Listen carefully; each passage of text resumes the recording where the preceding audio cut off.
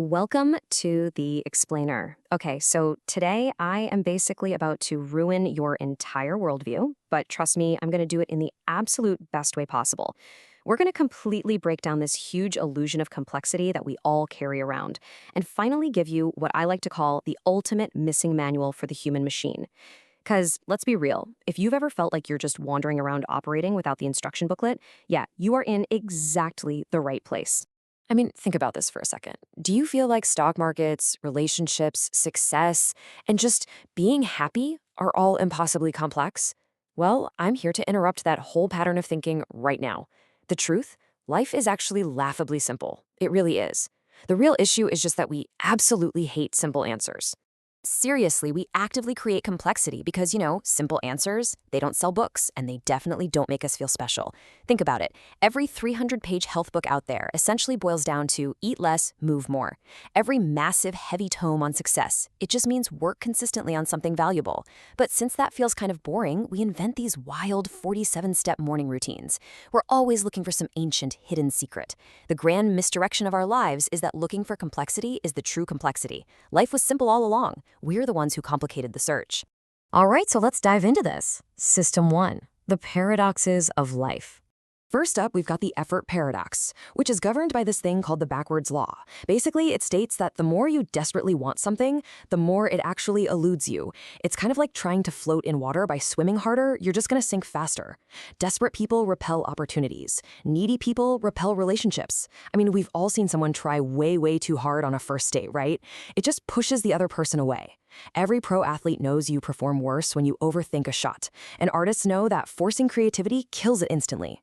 Life doesn't reward desperate attachment, it rewards relaxed action. So do the thing, but do not death grip the outcome. Next is the control paradox. Trying to be the CEO of the universe and control everything around you is literally like trying to squeeze water in your bare hands. The tighter you squeeze, the faster it slips right through your fingers. The ancient Stoics actually figured this out like 2,000 years ago. You just have to ignore your circle of concern, things like bad traffic or what other people think of you, and instead channel all of your energy directly into your circle of influence. At the end of the day, you can only truly control two things: your actions and your reactions. You're a surfer riding the waves, guys. You gotta master the ride, not the ocean. And that brings us right to the happiness trap. Listen, happiness is the only goal that actually runs away from you when you chase it directly. Neuroscience shows us that our brains have a hardwired set point governed by something called the hedonic treadmill. So whether you win the lottery tomorrow or suffer a terrible accident, you will generally return to your exact baseline level of happiness within 6 months. Yep, just 6 months. Happiness isn't some final destination. It's just a byproduct of meaning, growth, and contribution. The crazy thing is, the less you need happiness, the more it just appears uninvited. Okay, moving right along to System 2, brain hardware and glitches. Let's look at the actual machinery running the show. So, your brain is essentially 60% fat, it weighs about 3 pounds, and yet it burns a massive 20% of your daily calories just by thinking. That is wild. You are basically walking around with a high-powered supercomputer inside your skull that demands immense energy and constant, heavy-duty nightly maintenance. And that maintenance? It happens during what scientists literally call the brain's night shift. While you're in deep sleep, your brain cells physically shrink and contract. This contraction opens up these microscopic little channels so that cerebral spinal fluid can wash right through the tissue. It acts exactly like a dishwasher, scrubbing away the toxic metabolic waste that builds up in your head all day. This biological rinse cycle is exactly why you think so clearly after a great night's rest, and why skipping sleep leaves you feeling like you're trying to work in a cluttered, toxic office. But here's the catch. Even when it's squeaky clean, the brain has glitches. See, your brain isn't a truth-seeking machine. It is a pattern-matching machine, and it's running on these ancient, hardwired survival mechanisms. We're constantly falling for cognitive biases, things like the halo effect or loss aversion, and my absolute personal favorite, illusory superiority. This is the ingrained belief that you are above average at almost everything you do. We are basically just walking around with Instagram filters for reality, constantly editing the real world to match our pre-existing beliefs. Now, what's truly staggering about all of this is the math right here. 90%. 90% of your decisions are entirely emotional. Only 10% are logical. Let that sink in. Your rational mind isn't actually driving the car. It's just sitting over there in the passenger seat, narrating the trip, completely pretending it has its hands on the steering wheel. To really understand why this happens, just compare the processing speeds. Your emotional brain processes information 500,000 times faster than your logical brain. 500,000 times! By the time you consciously sit down to think about a career choice or unpack a gut feeling you have about a new person, your emotions decided the whole thing ages ago. We don't really make decisions so much as we rationalize what we've already felt. But hey, this is actually great news. It means your emotions are data. They aren't directives. The brief pause between feeling something and acting on it, that is where your actual superpower lives. And just like our logic is kind of a fake narrator, our memory is straight up a fiction writer. Seriously, memories are not documentary recordings of your past. They're actually more like Wikipedia pages that you yourself are constantly editing. Every single time you recall a memory, you make it malleable and you permanently alter it based on your new experiences. In fact, scientists have noted that about 40% of confident courtroom testimony is entirely fiction. Think about that. You aren't remembering the event itself. You are just remembering the last time you remembered it. But since you are already the head editor of your past, this totally empowers you to consciously choose which parts of your story you want to emphasize moving forward. Let's move to the final piece and see how this all builds. System 3, the math of action. One of the most powerful underlying algorithms governing your life right now is the 80-20 principle. It's so simple. 20% of what you do creates 80% of your results. The rest of it?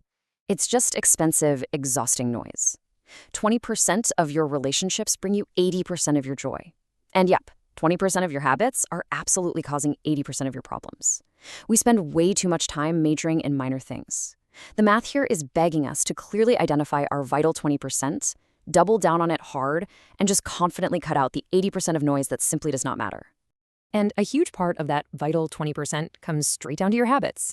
Now, you might be surprised to hear this, but you don't actually have bad habits. Nope. You just have perfectly functioning neural loops running on autopilot for about 40% of your day.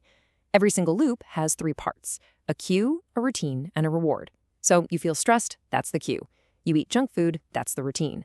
And you get a little temporary comfort. There's the reward. Because neural pathways are essentially permanent, you can't just delete a habit. Actually, scratch that. You shouldn't even try. True change happens by keeping the exact same cue and the exact same reward, but consciously upgrading that routine in the middle. Feel stressed? Go do some push-ups instead. Same cue, new routine, vastly better outcome.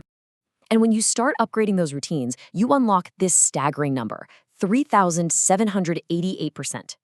This is the pure math of the compound effect. If you get just 1% better every single day, you don't just get 365% better at the end of the year. Thanks to what is basically compound interest for your life, you yield a 3,788% yearly improvement. You become literally 37 times better in a single year.